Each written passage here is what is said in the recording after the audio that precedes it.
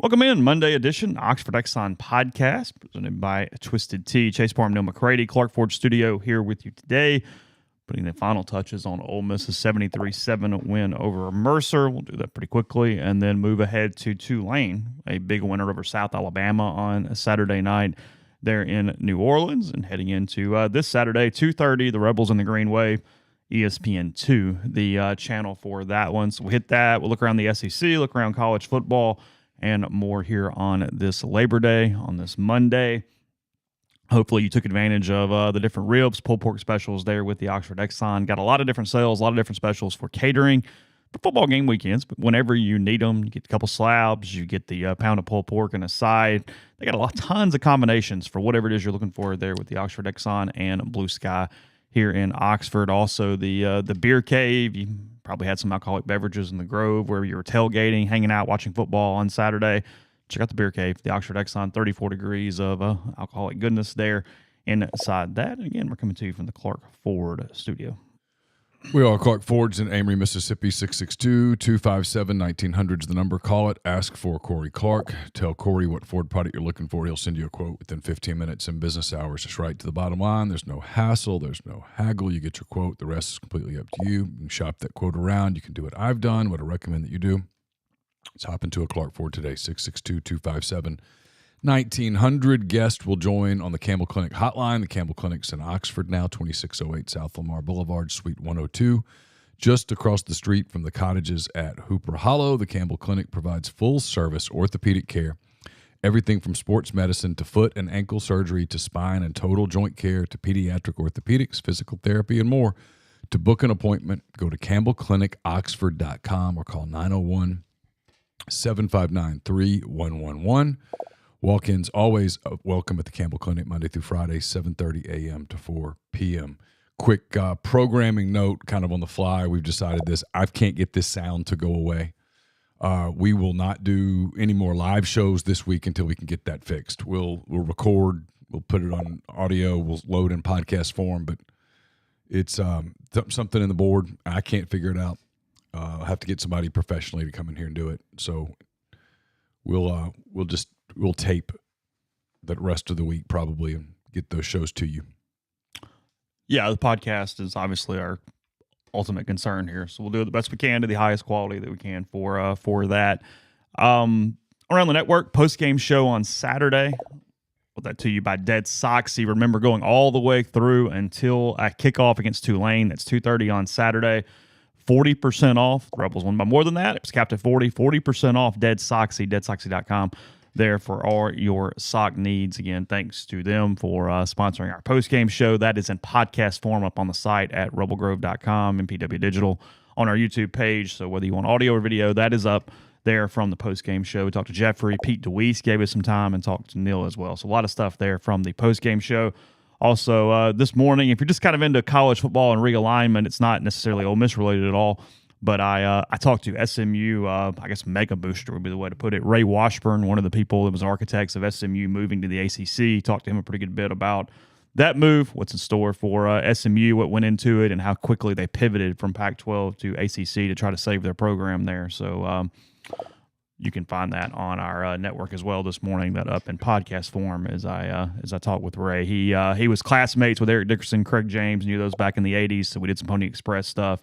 And then move through to them now joining Cal and Stanford with the relocation to the ACC. Just heads up on that on the network this morning. Lane Kiffin will speak at 1 o'clock today. That is a schedule change. Usually you guys get quick hits and quick reactions from Lane around noon. 1 o'clock is when that schedule is here today for that. So just be aware if you're really sitting on pins and needles and awaiting the comments that are coming from one Mr. Kiffin here this afternoon. I know it's been a couple days. You got 10 thoughts up. We'll hit some SEC stuff as we go on, but from an Ole Miss standpoint, you've got some observations, and I think either number 1 or number 2 of 10 thoughts. It's not a game where we changed much opinions or you had to rewatch tape or anything along those lines. I'm not rewatching that. As you're moving forward. That was the longest game. It was 4 hours. Did it go 4? Yeah, the second half just was forever. Not Ole Miss's fault. It's my one overriding. I agree with you, by the way. I like the faster clock, but the TV commercials are just Well, yeah, they haven't actually slowed anything down. I mean, it's just more commercials. I didn't watch it last night, but LSU, Florida State, I saw at the half. The game was 2 hours old when they went to half. They have filled in the actual whatever with just different things, commercials, whatnot. I mean, this was posted on the board this morning, so it's from Reddit. We're going to say this person is right, so you have to take that into account. Game last night, LSU, Florida State. Game presentation time, okay? So what they mean by game presentation time is not in a traditional commercial format, but that doesn't include when they do the little teasers, when they do the Aflac trivia question, anything like that still counted as game presentation. But even with saying that, game presentation, 2 hours and 27 minutes last night. Ad time, 131 ads for 55 minutes and 48 seconds. Wow. An hour of ads for a 2 hour and 25 minute football game. The actual football game, 227 ads, 131 ads for 55 minutes and 48 seconds. So I wonder how many ads are in an NFL game. How many minutes of ads? I mean, I have no idea. I'm something curious. I could look for tomorrow. I have no idea. I mean, I wasn't asking you to look it up at this moment. I'm just curious. Yeah, I mean, I have that same curiosity. My guess is not anywhere close to as much. I mean, that is wow. I mean, it really is. Just a wow thing. So there was another note that I saw somewhere. I was going to try to find it in a second about actual game time changes through one weekend. Again, just one weekend, still small sample sizes. But from what I saw, it went very much in line with what Lane had sort of predicted as far as the 1.7 or whatever it was and how that possessions lost, how that would play out through a week. I'll look for that in a second while we're talking about something else. But look, the offense looked great. We talked about quarterbacks ad nauseum. That's a lot in the post-game show. Defensively is where a lot of the conversation has gone since the end of the game on Saturday. And it's Mercer. And I feel like we have to keep saying it's Mercer to the point that it's kind of annoying because it's just sort of the lead into every part of this because you can't necessarily take anything from a average FCS team. Was the defense slow? Was it because it was week one? What do you look like? How much do you focus on stats? I mean, where is your mind with the Ole Miss defense after that 1 week? Me? Yeah, sure. I don't know. I thought they looked better. They played a bunch of guys. I heard people say they looked slow. So I kind of wonder if that made me think they were looking slow. I didn't necessarily notice that live. I'd done the show with Pete, obviously, so I knew about some of the stuff that Mercer does to keep you guessing a little bit. They try to make you think. They try to make you bust assignments. They try to cancel out some of your speed advantage by doing the misdirection stuff that they do. So I'm sure that was part of it, I'm guessing. But look, I think you got to be super careful. And I know we all do this, and it's part of the fun of it in the first week of September. But I thought Ole Miss looked really good in general. I think they have a really high ceiling. I still think that. I think the ceiling's probably a little higher than I thought it was. That being said, it was Mercer. You know what I mean? It's the same thing as if you're Mississippi State, you can't get all willy today that you whipped Southeastern Louisiana. If you're Texas A&M, you can't be just geeked out of their mind that you blew out New Mexico. If you're Arkansas, you can't be, just absolutely full of yourselves because you whipped Western Carolina. Of course you whipped those teams. Everybody else would have too. So I just think you have to take a deep breath a little bit and go see. And are there some teams around the league that got tested? Yeah. LSU, obviously, I was way wrong on LSU. I didn't see it, but I looked at the box score. They had no answer for Florida State. Now, is there a chance that Florida State's an elite team that would have whipped most everybody in the SEC? Sure. We don't know the answer to that. Drake May just ate up South Carolina Saturday night. Would he have eaten up most SEC teams? I don't know. He looked really good. Yeah. I don't know. What would Ole Miss or Texas A&M or Mississippi State or Arkansas or Auburn have done against North Carolina on Saturday in Charlotte? I don't know. Those are the things you don't know. I feel confident South Carolina would have beaten Mercer. Does that make sense? Yeah, of course. So, you have to take some of that with a grain of salt. But look, I think it's a talented roster. They are playing a lot of people on defense. They have some impact players, especially in the secondary. I think Perkins is going to be an impact player sooner rather than later at linebacker. And they're playing enough bodies up front on the defensive line that, A, I think that at least they can stay fresh, and B, maybe someone will sort of flash over the course of the next few weeks. I think they're better on defense than they've been the last couple of years. Does that mean that they're elite? I don't know yet.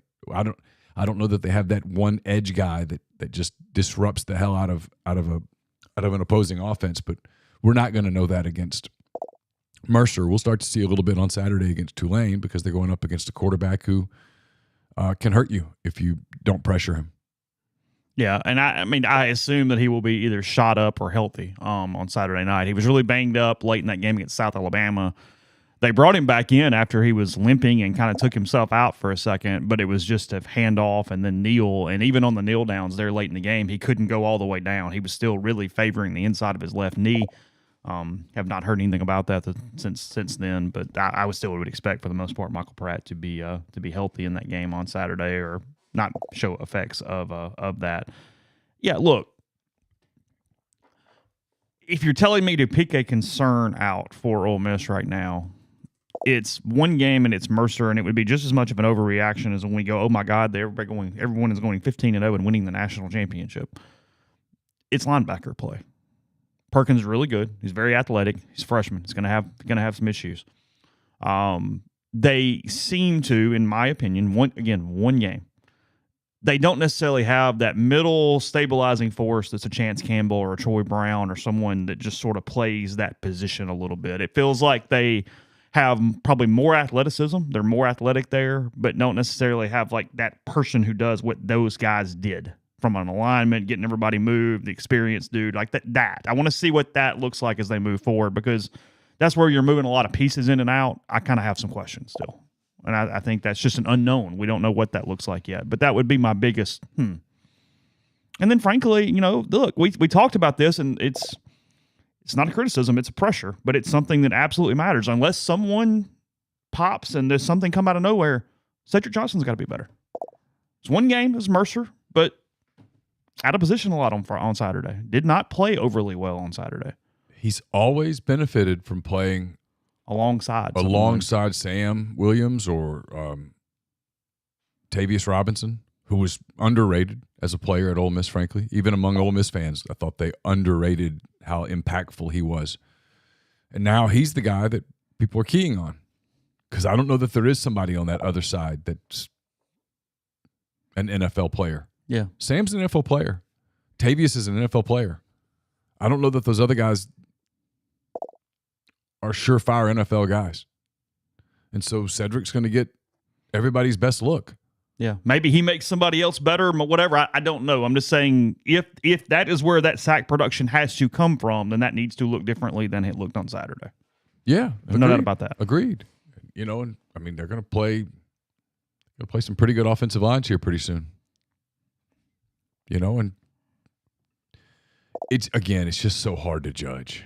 It's almost impossible to come away from a 73-7 game that could have been 100-7. Sure, of course. And go, okay, well, here's what we know. Well, it's even like on the first three series. Look, I think Dart really drove the ball into lanes. I thought he played well. I thought he made the right decisions. I thought as much technical as we could get out of it. At the same time, Trey Harris was dominating the corners where he was open. It was just throw the ball to him, and we're playing pitch and catch at this point. You had a minute to look around. Dart could wind up. I mean, what does that mean? I don't know. Looks good, but it is what it is. Now, look, it's 1 week, the clock thing. Go to that here, and we'll move on. We've got two numbers for you, two sets of stats. And again, I'm just assuming the internet is correct, so if they're not, you can blast me and tell me I'm an idiot and these people are making it up. But we're going to say they're correct for the sake of the conversation. Okay. So I talked about game presentation ads a second ago, 131 ads in the game. That was the one game, LSU Florida State last night. 131 ads? I think that's what it said, yeah. I think that's correct. Okay, so here's 4 stats for you. Okay. In 2022, for the whole season, Games lasted 3 hours and 21 or 22 minutes, okay, on average. Okay. 321 or 322. I don't remember which one. Okay. All right. In 2022, plays per game 131, drives per game 24. Both teams, obviously. Plays per drive 5.5. Okay. Mm-hmm. Through 1 week of the college football season, or without Clemson and Duke tonight, game times 319. So it took 3 minutes off. Good. Congratulations. Plays per game 117. 14 fewer plays through 1 week compared to all of last season. Drives per game 21.7. So it took away 2-point change drives away. A drive per team. Right. And plays per drive through 1 week of the season 5.4. So statistically exactly the same, because that's not going to change. That has no bearing on anything at all. So you have knocked off 3 minutes and knocked off 14 plays through a week of the season.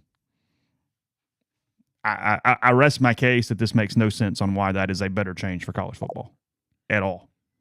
I lose 14 plays to save 3 minutes. You're impacting the game from a play standpoint to not actually make the game any shorter at all, just put more commercials in the game. Yeah. It's the funny part of it where you can convince people, oh, no, we're shorting the game. We're making this whatever. No, you're not. You're actually making more money per capita. We're doing something for us and making it look like we're doing something for you. Yeah, but they could have done that by just raising the ad rates. Well, sure.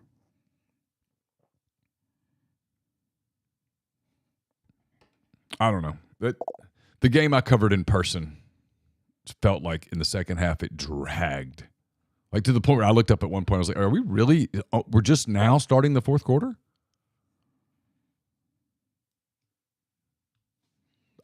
Anybody who criticizes anybody for leaving that game early, you're wrong. No, and Lane, frankly, went out of his way to credit the students a few times, and that's all he did. I mean, yeah, I didn't notice, and I didn't. So, from a viewing standpoint, obviously, I was at the Ole Miss game for a half, left, went and got ready for the postgame show, watched the second half on television, and then I flipped back and forth pretty much the entire games of South Carolina, North Carolina, and Tulane, South Alabama. It was just kind of back and forth through the majority of the games. When both of them got a little extended, then I might have flipped to something else. And then I watched 25, actual minutes of Texas Tech, Wyoming before I went to sleep, because Wyoming was up and I was just, I don't know, it was on and whatnot. I did not feel like the games felt any shorter. I didn't. But again, I think because they're filling it with commercials, you're not actually moving any faster. That's the flaw in the argument when they say, yeah, but no, the fans don't care about one fewer possession. You're moving the game along. You're not moving the game along. You're just killing it with something else. No, I mean, that's the issue. The TV breaks are forever.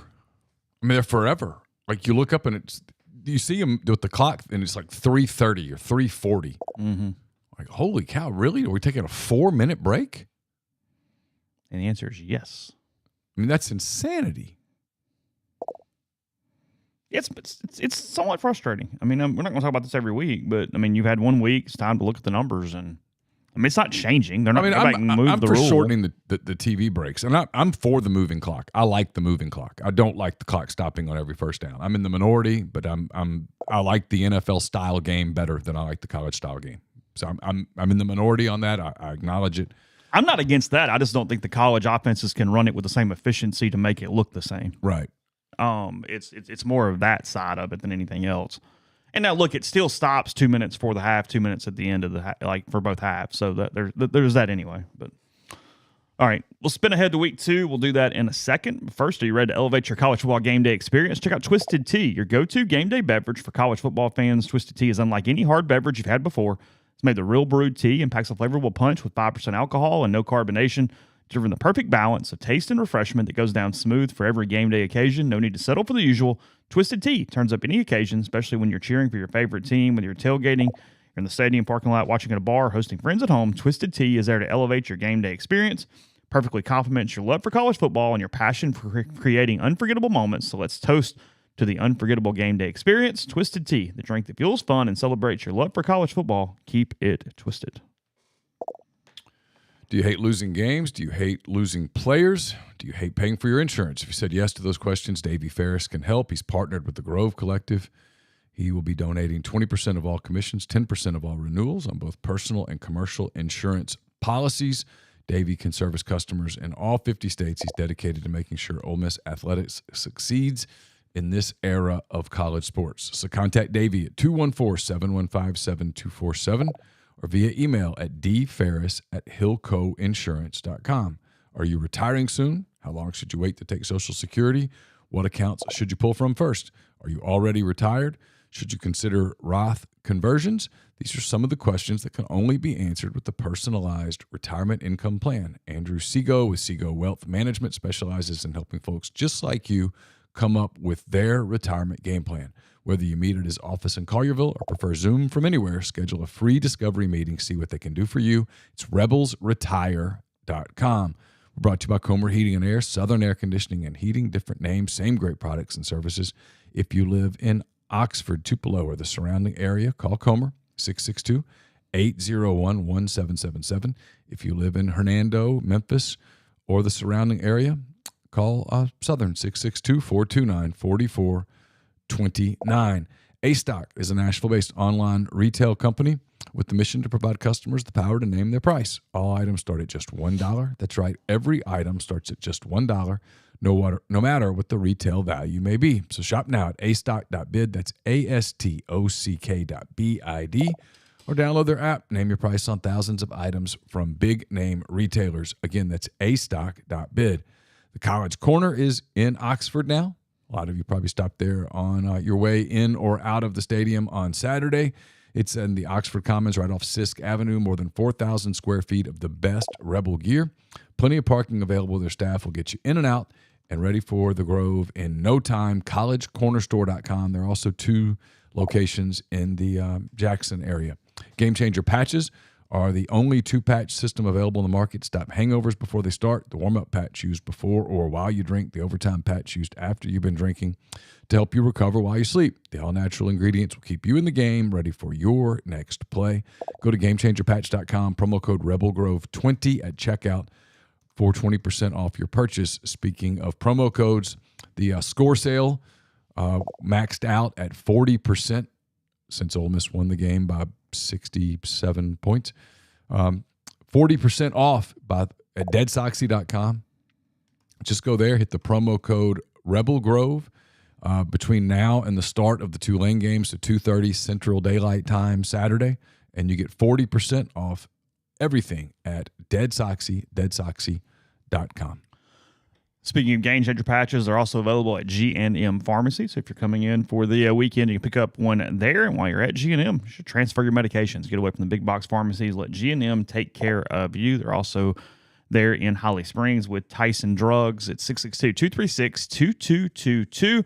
They offer MedSync to fill your prescriptions the same time each month and take care of you. They also individually package your medications. Tons of different options for you there with G&M. So again, that is in Oxford on South Lamar. That's 662-236-2222. Podcast also brought to you by Prime Shrimp. PrimeShrimp.com. 7 different flavors available for you. The New Orleans style barbecue, the signature, the garlic flavor there to the signature, the lemon cracked pepper. A lot of options for you. You can get 5 pouches or more with code 25 for code RG for 25% off. Again, that's code RG, 25% off with Prime Shrimp.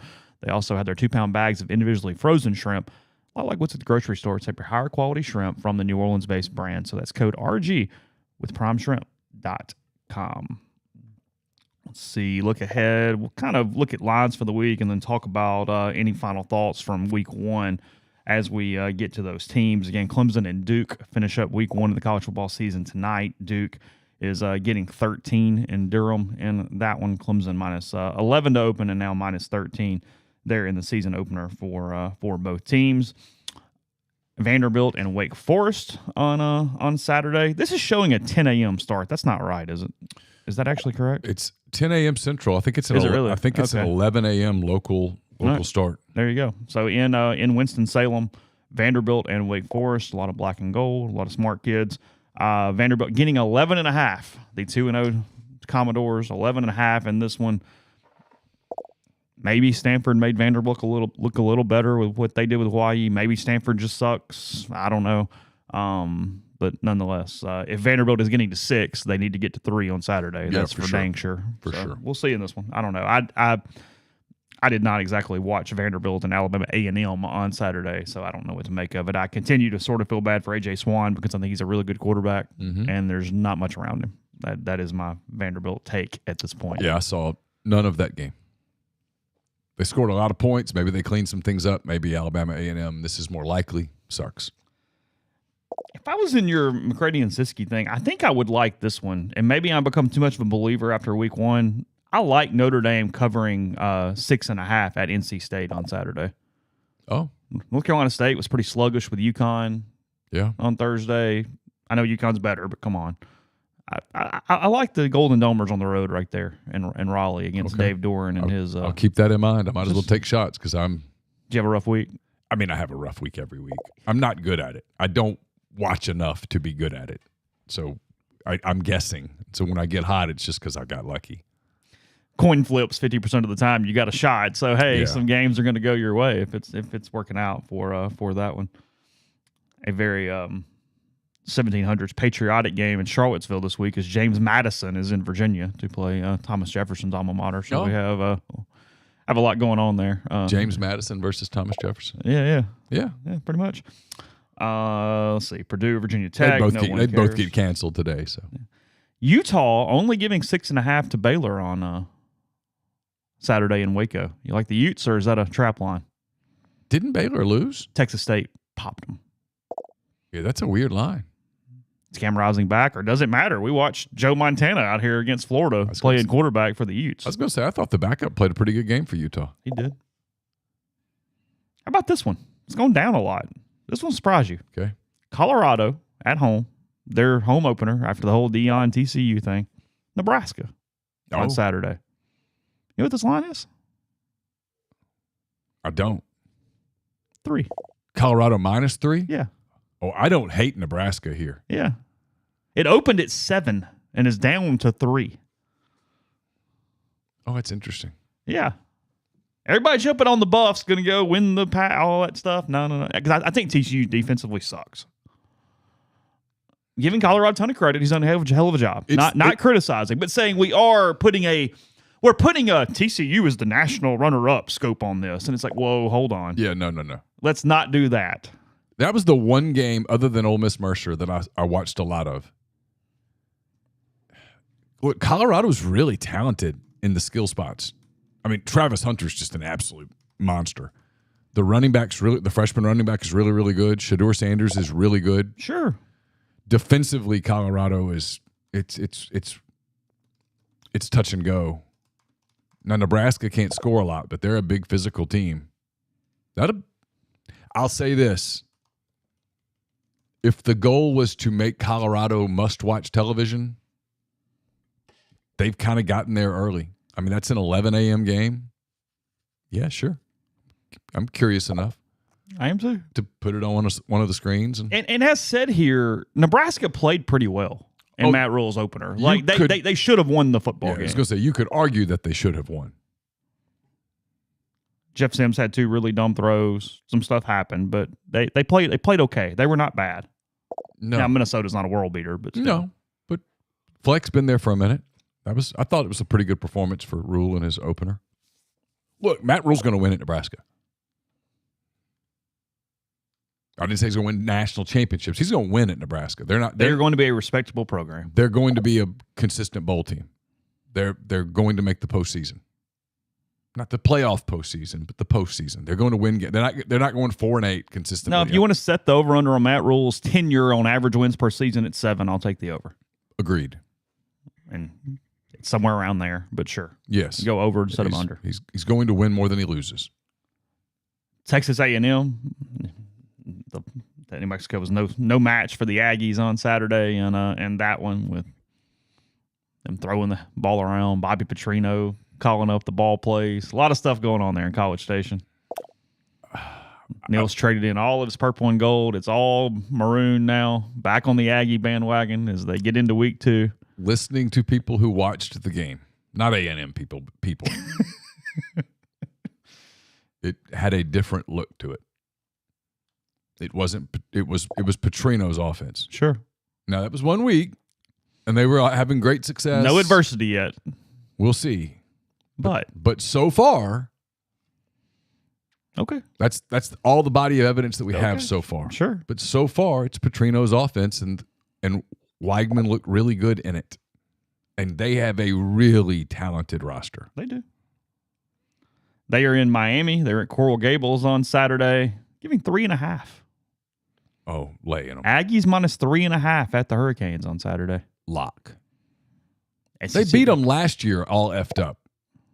SEC teams had a hard time with ACC teams over week 1. Oh, that's Goes true. into week 2. That's true.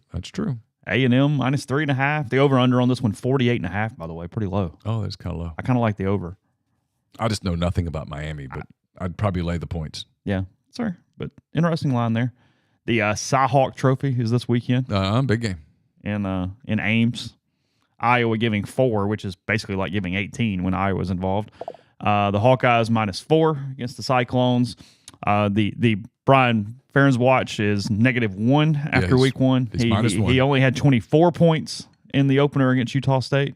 Feels like a missed opportunity on his part. You need, if you're not doing this, just for the fun of it, because it's not as vitriolic as a Tennessee or A&M Twitter fight, is watching the mentions on Facebook or Twitter below Iowa scores, because the fans just want him gone to where they don't really, they're worried about points being scored. They want to win games, but they need him out of here. There was a complete Facebook group of comments under something to do with Iowa yesterday that I happened to stumble across, where they're terrified that they're going to get into like a bowl game and be like 10 points away, and they're going to have like 2 pick sixes taken back, and the defense is going to score, because that's what their frustration is because they put all points, not offensive points. Oh.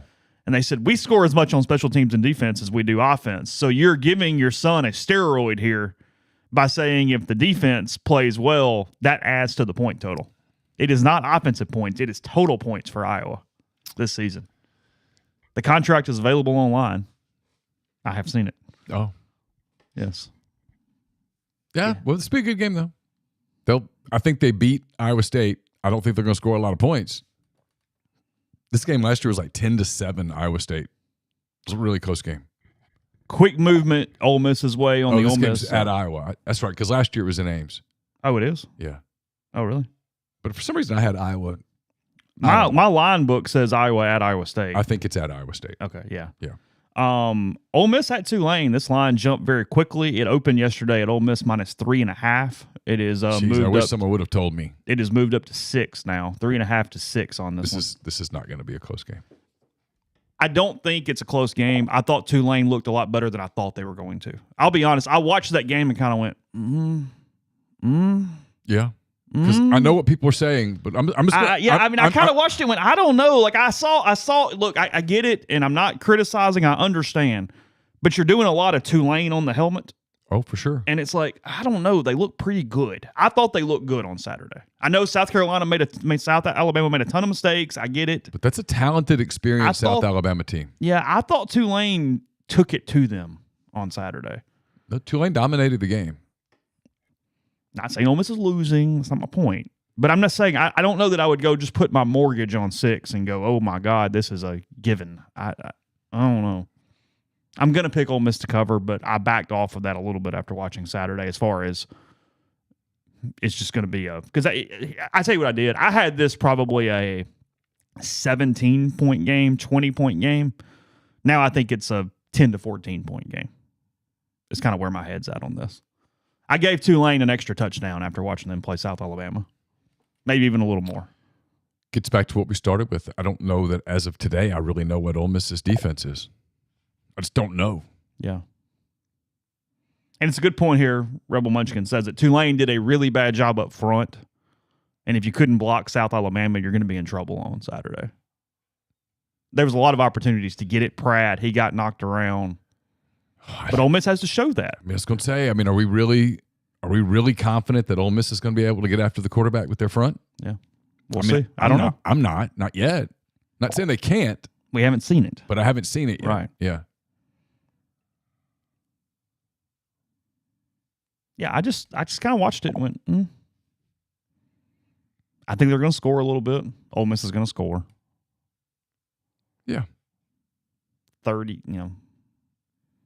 41 something, 38-28.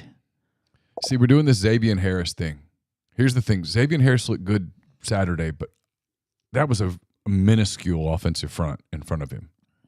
So he was able to physically dominate. Yes, I said he's got to prove that he can do more than physically dominate. What Mercer has done was give Ole Miss a bunch of incompletes. It's not fail. I mean, no, again, as we said the other day, if you're bad against Mercer, we pour cold water and go, whoa. There's trouble. Right. But when you dominate, you go, okay. I mean, move forward. You get to pass go and collect your $200, and we go to next week and see what's what. I mean, Walker Howard and the third team marched down the field to score. Yeah, sure. I mean, they just wasn't much there. And they were thin, and it just wasn't much there. You can't read much from that game. It was good. I mean, Ole Miss took care of business. Again, if they'd wanted to win 100-7, they would have. The heat index on Saturday somewhere around 110 as of right now. Is that right? Yeah. So that's have awesome. Fun. That's awesome. Especially when there's no guarantee there's a press box seat. I don't know what this is going to look like.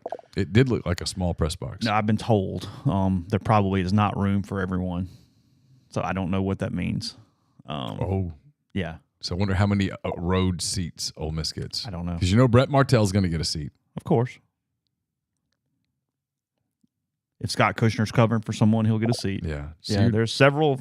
We know several Tulane beat writers. So Clarion Ledger will get a seat because I know how this stuff works. Yeah. Tupelo will get a seat. Yep. I think that's it, honestly. My guess is everyone else is riffraff and put wherever the secondary market is at that point. I don't know. I have no clue. Is that a seat in the stands? I don't know.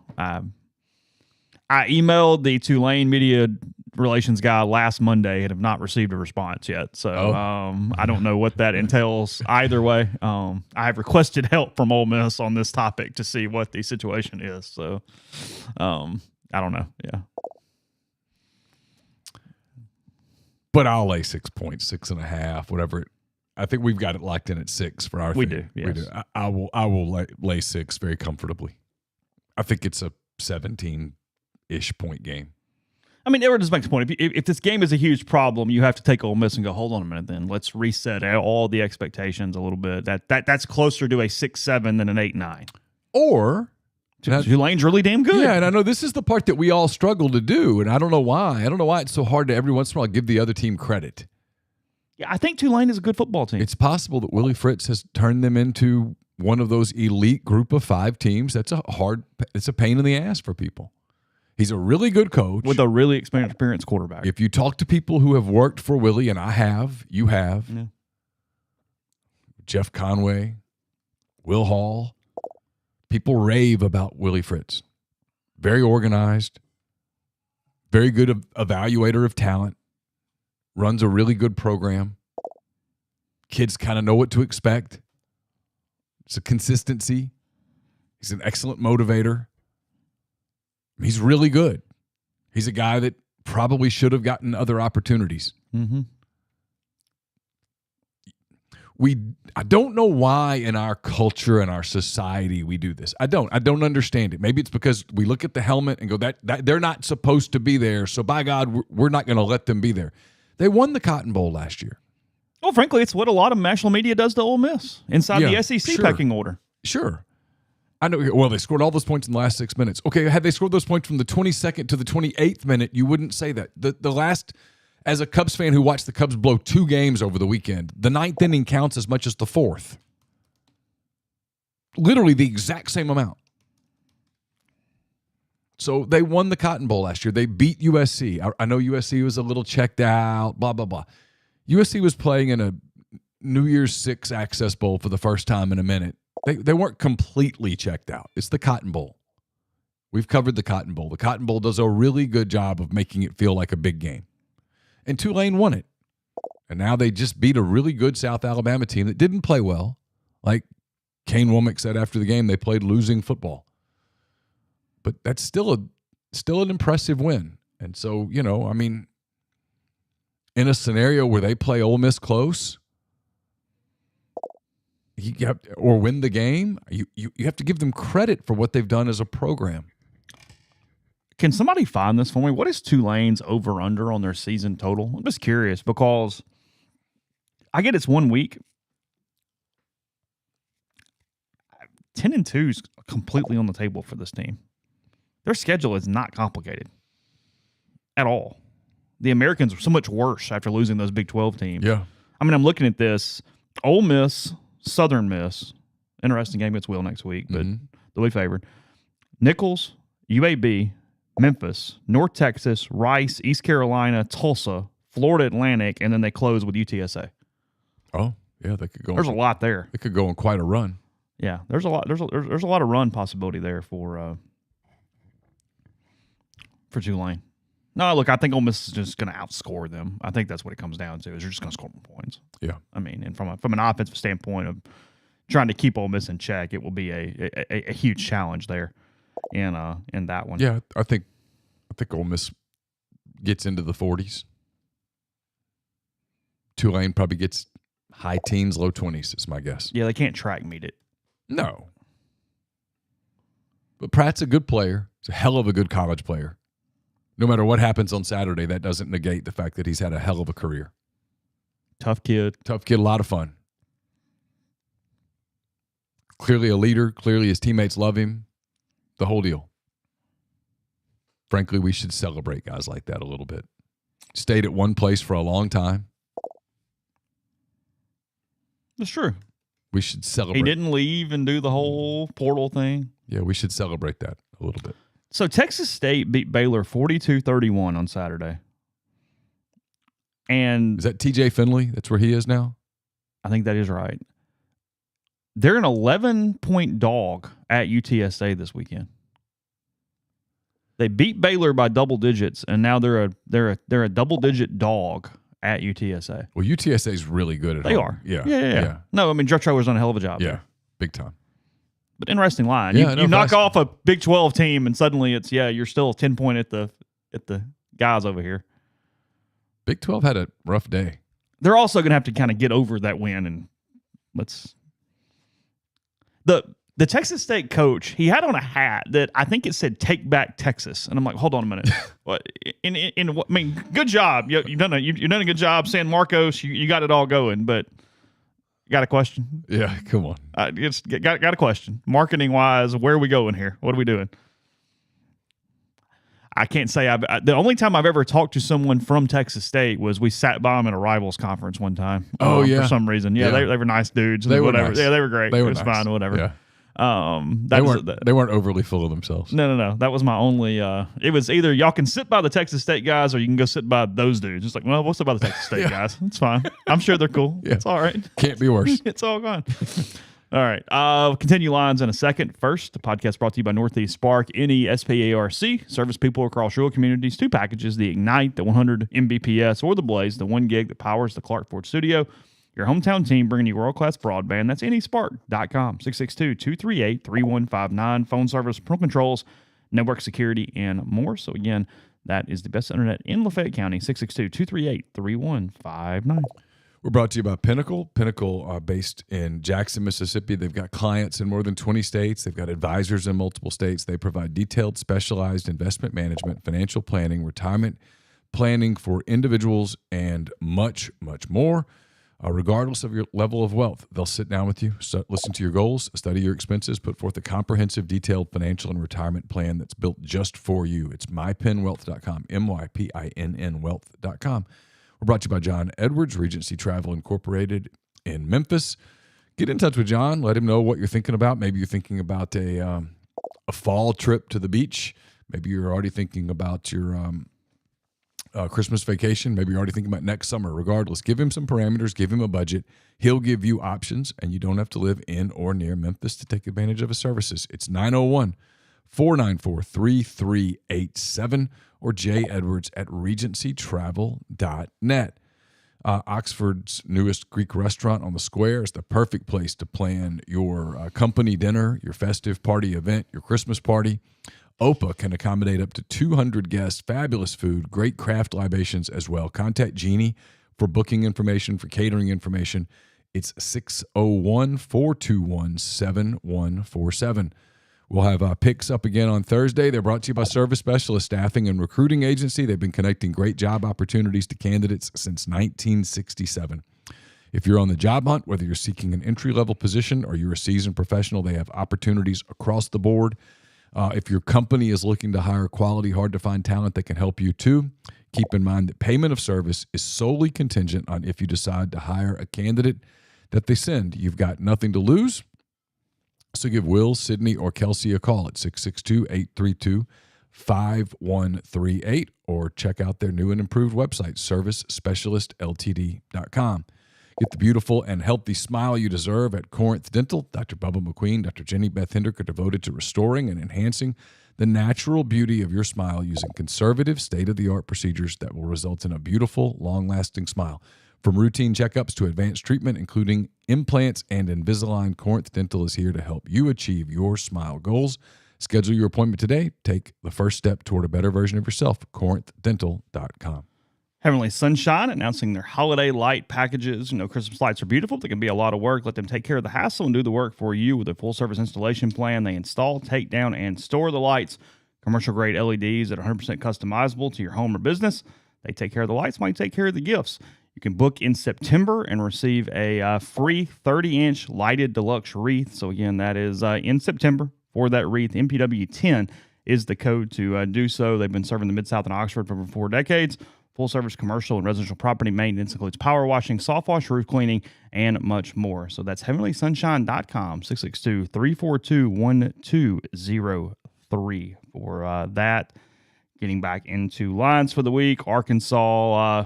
Kent State, another non-conference opponent for the Razorbacks, 37.5. I know how much we love these huge lines and not having any idea what the hell to do with them. Yeah, I know. 37.5 for Kent State. You just take the points and hope. That didn't really work out well last week, though, did it? Because Kentucky knocked out Ball State. No, most of the teams. Bama covered. Covered. Yeah. Most of the teams that you, even the ones that didn't have lines, like Ole Miss. Kent State also is coming off a 56-6 loss to UCF. Oof. So maybe you lay them.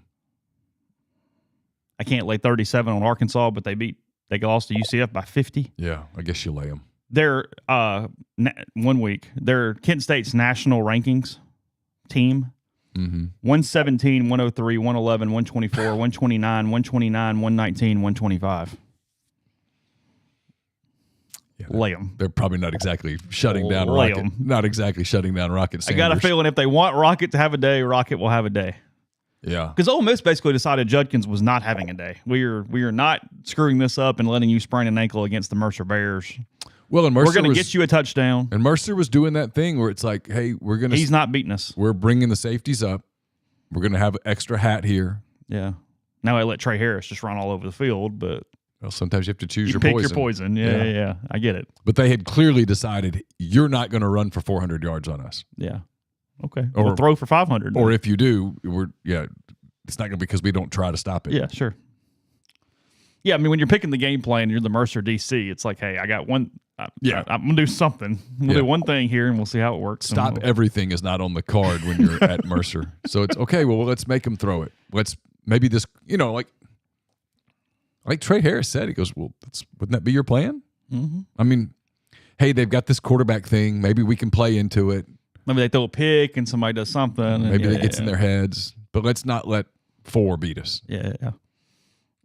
Tennessee plays Austin Peay this weekend in Knoxville. They routed Virginia. I have no idea what to make of that because Virginia sucks. Here's what Tennessee did. By the way, we were incorrect last week. Tony Elliott, the former Clemson OC, is the head coach at Virginia, not Bronco Mendenhall. Okay. So, sorry. Whoops. Tennessee just looks really athletic. They do. They look good. When you look at their roster, they just look really good. They're good. They are good. They're really good. Now, are they playoff good? I don't know. They're good. Heupel's done a really good job. Period. He's stocked their roster in a way that previous coaches there couldn't do it. Probably in a way that no one's done it since Kiffin was starting to do it when he was back there a long time ago. And they're very talented. And, Milton's got a cannon of an arm. North Carolina minus 16 against Appalachian State on Saturday. I'd like to get a little North Carolina action there in Chapel Hill for that one. That quarterback's legit. He had a day. He's good. He's really good. I mean, there is a decent chance that by the end of the year we're having the Caleb Williams or Drake May conversation. Whoever has the first pick in the draft is going to have to do some serious study. The guy with the second pick in the draft can sleep at night and go, okay, hey, you know what? It's not my decision. Nothing I can do. I'll take the other one. Yeah, and you're the one that has to deal the cards, and it is what it is. Speaking of the podcast topic this morning, SMU is at Oklahoma this week. Oklahoma a 14-point favorite over the Mustangs there in Norman. That might be one for me right there. Oklahoma. I think Oklahoma beginning to kind of feel itself a little bit. 72 over the Red Wolves on Saturday. There's a lot there, but year 2 in that offense, Gabriel's healthy. They've recruited a few more players to it now. Added some guys out of the portal that fit. SMU hammered La Tech on Saturday. That was their Did they? Yeah, that was their opener. Yeah, let's see. Had that right here. Actually, that's moved to 16 now. Went from 14 to 16 on that game. Yeah, 14 feels low. Does it? A little bit. Liberty minus 13. We don't really talk about them anymore, but they played New Mexico State on Saturday. They're 13-point favorites. Who's their coach now? I don't know. That's me. They no longer matter in my scope of anything. It does not. They threw a bunch of money at a couple people. I know that for a fact. Oh yeah. North Texas didn't get it done for you. They're laying 13 against Mike McIntyre and the Florida International Panthers on Saturday. I'll get away from that. Nowhere close. You don't. I gave North Texas a shot. We're done. Who's their coach? Somebody who I won't bet on again this year. SMU 38-14 over La Tech on Saturday. Okay. In Dallas, I presume. It was in Dallas. Yes, okay. That's correct. At Gerald Ford Stadium, which is undergoing a $100 million renovation right now. Yes. Congratulations to the Mustangs, by the way. Got into the ACC. It's what struck me. And we got Alabama, Texas coming up on the sheet here. Jamie Chadwell's at Liberty now. Oh, that's right. I'm glad you're at Liberty, Jamie. I'm really glad you're at Liberty, sure, Jamie. Whew. I'm not going to keep talking about it again. Listen to the podcast. What I find fascinating about the SMU thing is that whether it is true or not, their donors believe they don't think they're going to be Clemson or something, but they absolutely think they can be like the best of that private school portion in that because they just have enough money. They say they can pull it off. And you're in Dallas and you've got the media market. I buy that. They have convinced themselves that they're all back in, they're all energized, and that they can put enough capital up to make SMU a reputable Division I Power 4 program. I buy it. Yeah, I think I do too. Yeah. Sure. I mean, I listen and go, okay. I mean, you're giving me best case, but sure. That sounds like a realistic goal. Yeah. Be better than Northwestern and Stanford and Cal and have a ton of NIL. I mean, he said, look, we're not going to mention Arch Manning. He goes, we're not going to pay $2 million to Arch Manning, but no, we're like team wide. Sure, we can pay NIL. He made the whole SMU joke. Hey, legal now. I mean, it's right there. There are lots of players in the Metroplex. Sure. I don't have an issue with that. But none of that sounds pie in the sky to me. Yeah. That's what.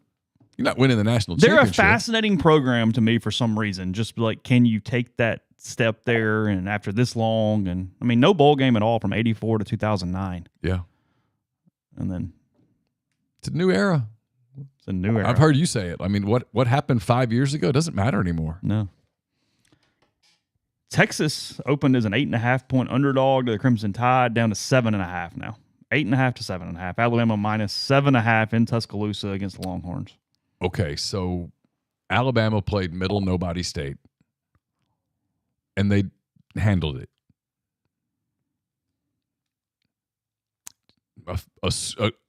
A few observations from watching some of Alabama. Middle Tennessee. Milroe's good. He's fine. He's a runner. He makes them more one-dimensional than they've been in the past. Certainly the last few years when they've had this run Since of really before Lane. when they've had this run of really good quarterbacks. Yeah. Tua and Mac Jones and Bryce Young. They've had a run there. I mean, they haven't had a running quarterback under Saban. Well, he's a runner, and he's a talented runner. I mean, is the last running quarterback for Alabama Tyler Watts? But he was, maybe. I'd have to think about it. It doesn't matter. He's a runner. They're not as good up front as I think they've been in past years. They're still good. They still have quality players. Latham's going to play in the league. Defensively, I don't know that they've got the list of dogs they used to have. Now, they still have some really good players. And they could still win 10, 11, 12 games. They're that good. But they're mortal. There's kryptonite. It's not. They're not. You don't look at them and go, oh, my God, the big gorilla's in the corner. And yeah, they had Jalen Hurts. But Hurts wasn't a runner. Hurts is making $200 million in the NFL. He can throw. I mean,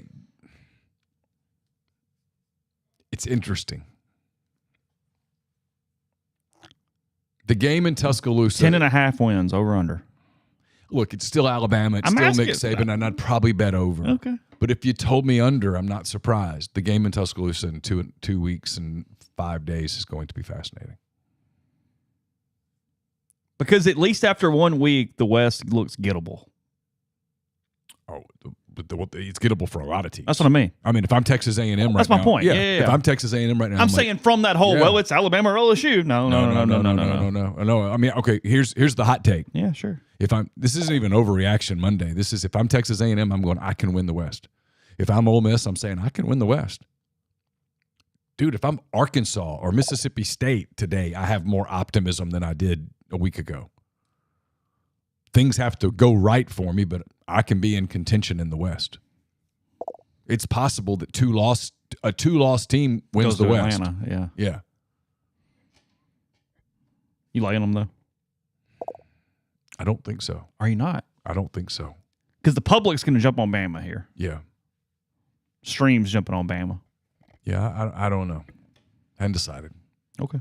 I don't put much stock into what Texas did in week 1 because I guarantee you Texas was focused on Bama. And Bama's probably focused on Texas. Bama wasn't losing to Middle Tennessee. They could play 100 times. They could.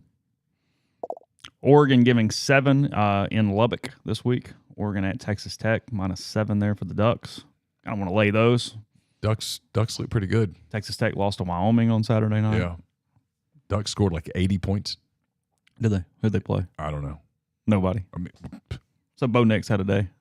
I think everybody in Oregon, green or gold or whatever color they wore, had a day. Okay.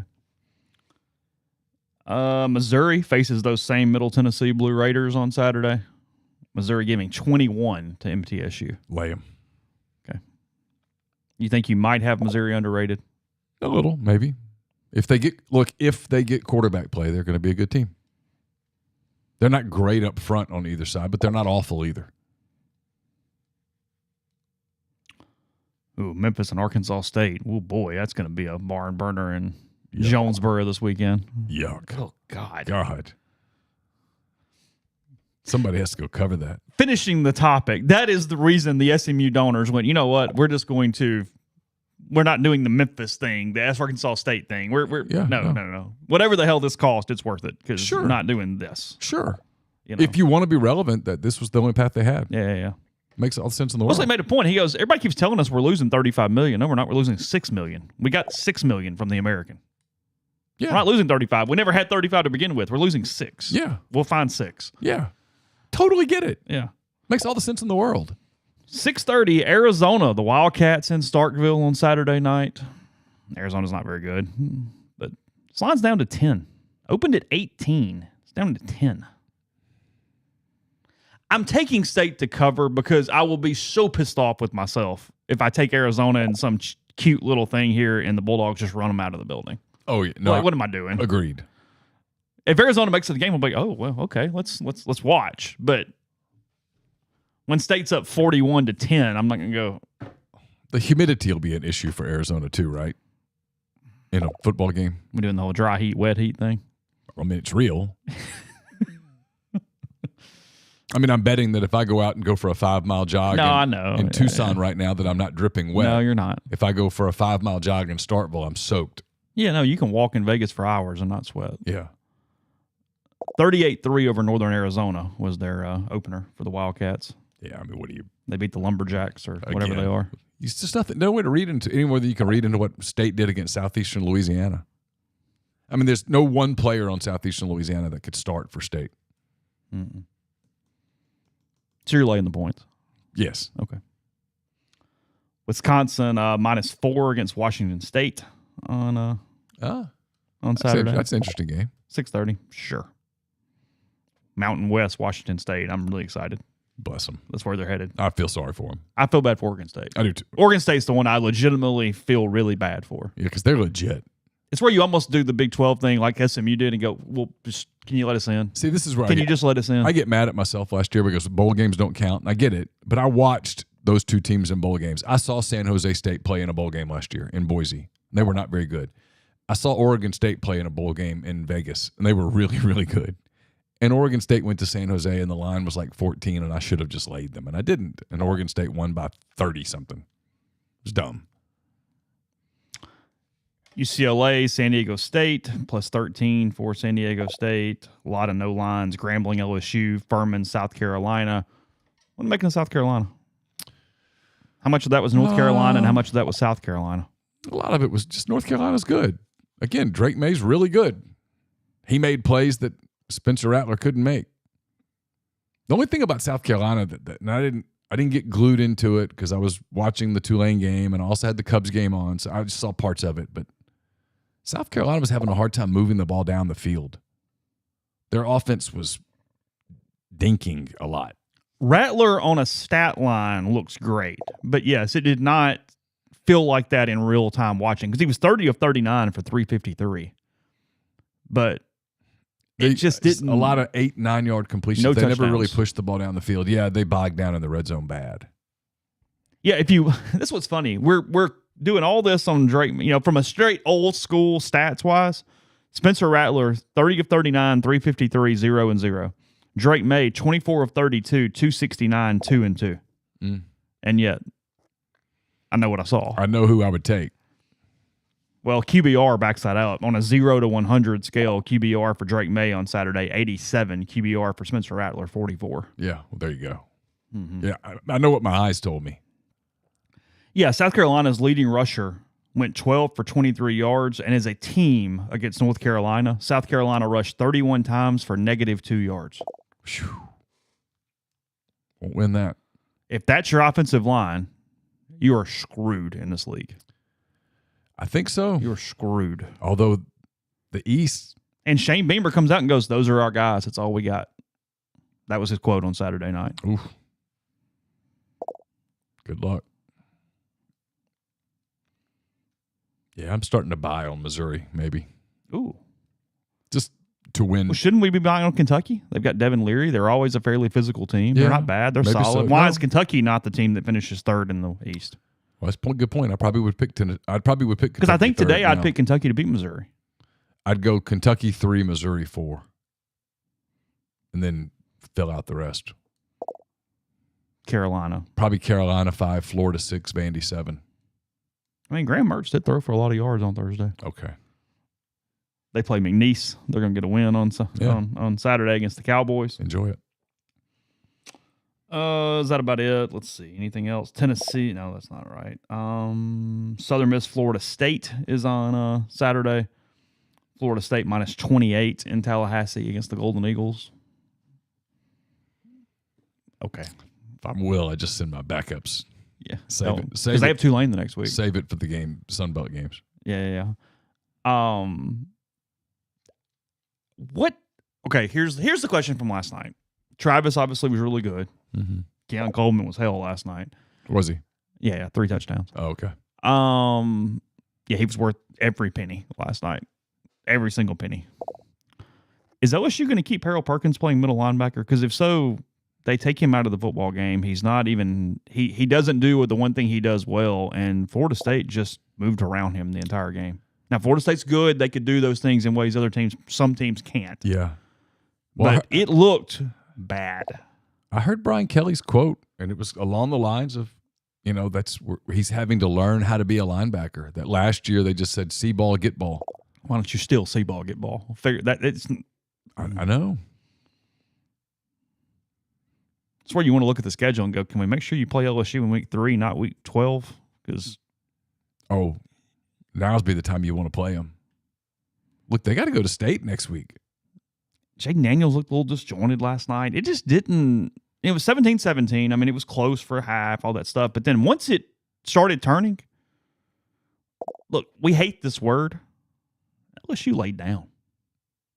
No moss. LSU didn't want any more at one point last night. They quit. Yeah, I didn't see they quit. It. I was long gone by that point. They quit. Oh, that's not a good sign when you quit in week 1. Yeah, I mean, as Edward said, they got bullied. The whole second half, they completely got bullied, including Mike Norvell scoring again there late when he didn't even have to. He could have just ran it out. That was Norvell making a point, I'm guessing. He made it. I mean, you looked up and went, Well, now listen. Let's do the credit thing for a minute. He has very quietly established a really good team. He has. There were some signs last year that they were emerging. You talk about teams that have NIL going, they may have the most effective NIL program in the country. They've done an excellent job. They're way ahead. A lot of credit to Stephen Ponder on that. That's true. Yes. Their NIL program is elite. And I think Norvell's a good coach. We talked about this when Ole Miss was replacing Matt Luke in that week that resulted in Ole Miss hiring Lane Kiffin, that if you could have anybody, maybe the guy that you would want, and look, it's worked out really, really well for Ole Miss with Lane, don't get me wrong. But, Norvell made a lot of sense, what he did at Memphis. Memphis hasn't been the same since Mike Norvell left. He's legit. Yeah, sure. He's got a good staff. They've got really good players. A lot of people think that quarterback's a first-round pick. And again, the NIL program there is And the strong. thing nobody's talking about last night was they look really physical defensively in their front seven. Everybody talks about Travis and Coleman and all that stuff, but I thought they were really, really physical in their front seven last night. Yeah, no, they've recruited well. They've developed well. Yeah. They're doing a lot of things. So I think you have to factor that in before you completely write LSU off. Sure. And saying that LSU did not look like a playoff team last night in any capacity. No, obviously not. Yeah. Yeah. I mean, so look, hey, pull their deal up. LSU's schedule suddenly gets a little iffy. I was looking at this earlier this morning. LSU football schedule. So they've got, hey, they're not a bunch of gimmies here. Get Grambling on Saturday, chance to get well. They got to go to Mississippi State on the 16th. I've watched LSU teams go to Mississippi State and struggle. You have too. Yeah, sure. Then they get Arkansas at home. They go to Ole Miss, to Missouri, Auburn at home. I know. But, if they're not a great team, they're just a good team. On paper, Ole Miss is clearly the hardest game, but there are several where you can get popped there if you're not ready to play. Listen, I agree with that. You can. I agree with what you said. I'm just going to tell you that if they're gettable, and last night they were pretty gettable, Mississippi State's not a gimme. Arkansas is not a gimme. At Ole Miss is certainly not a gimme. And I'm just going to tell you, at Missouri is not a gimme. If Jaden Daniels is just going to be a pedestrian quarterback, those games are all in danger at that point. Yeah. And he looked out of sync last night. And if Perkins is just going to be an average player, now they'll get Mason Smith back now. That helps. And that's going to help a lot. But he wasn't winning the game last night. So, yes, I know. Again, I'm not, don't get me wrong, I'm not suddenly telling you that Mississippi State and Arkansas and Ole Miss, Missouri, and Texas. all of them. Yeah. But if LSU's not going to be a powerhouse, well, then they're not going to sweep all those games either. Yeah. So, Ole Miss Athletic Foundation, we'll tell you about them real quick. Women's basketball tickets on sale for just $50 per season tickets. You can get men's and women's basketball season tickets at OleMissTix.com. And then also the foundation is starting their Pledge Per Win and Pledge Per Touchdown campaigns for football. Go to GiveToAthletics.com to sign up today for those. Again, that is GiveToAthletics, GiveToAthletics.com.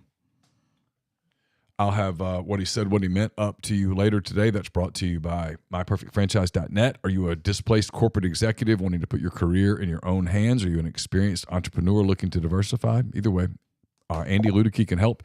He owns multiple franchises and businesses and uses his expertise to help others find their American dream through a very thorough and free consultation process.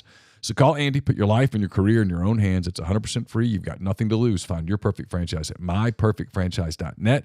or contact Andy at 404-973-9901. Southern Traditions Farm is a 68-acre, 32-stall upscale equestrian training and boarding facility in Canton, Mississippi. 2 sand rings, a grass ring, miles of wooded trails. So much offered at Southern Traditions. Get in touch with them at Southern Traditions Farm on Facebook or Instagram. Would you like some peace of mind knowing that your roof is taken care of?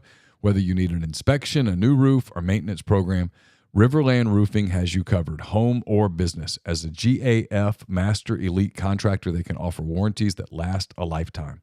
Licensed and insured, Riverland services Mississippi and its surrounding states. So text or call Riverland today at 662-644-4297. Are you ready for the ultimate college experience? Welcome to College Town, Oxford, your new home away from home. They know you want the best, and that's exactly what they offer. No more long commutes or missing out on campus events at Ole Miss.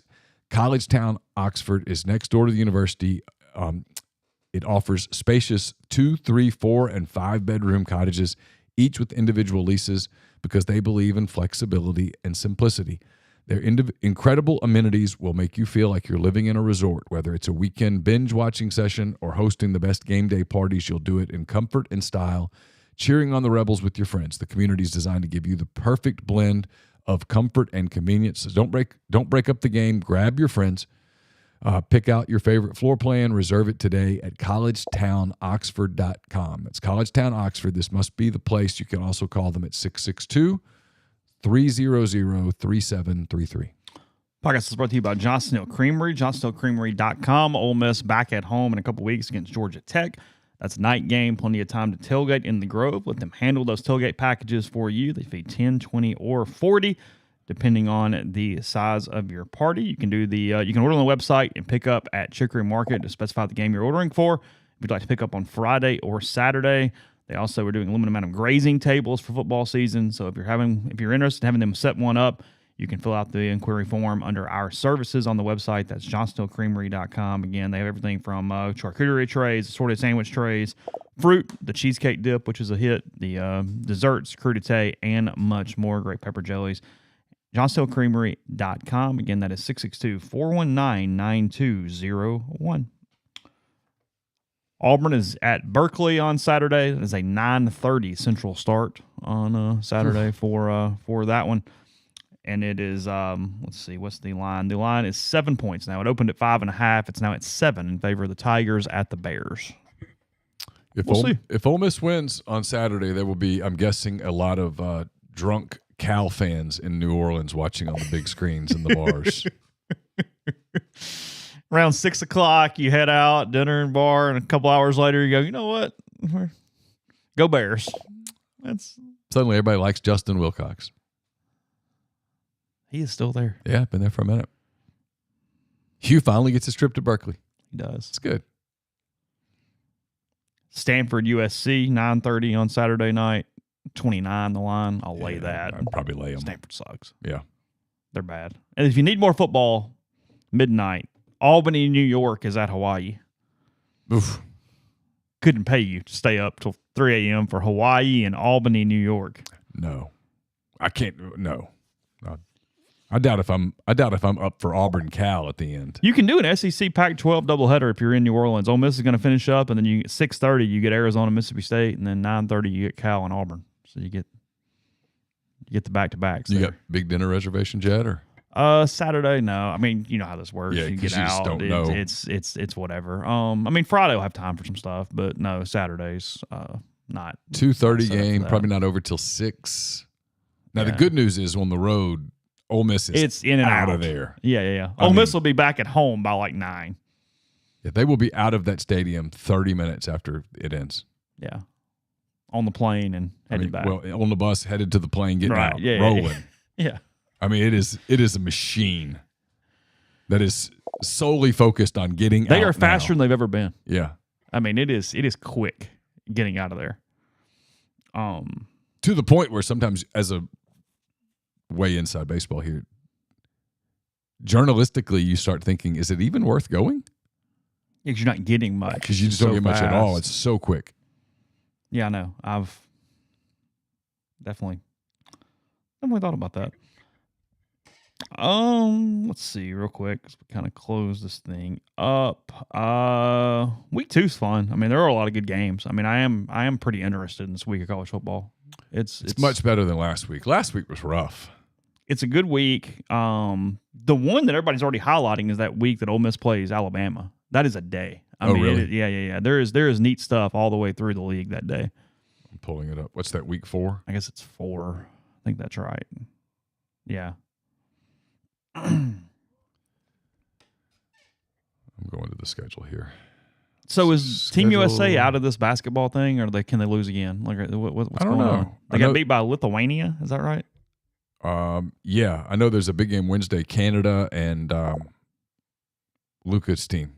Is that Latvia? I think that's correct. Good job. Is that true?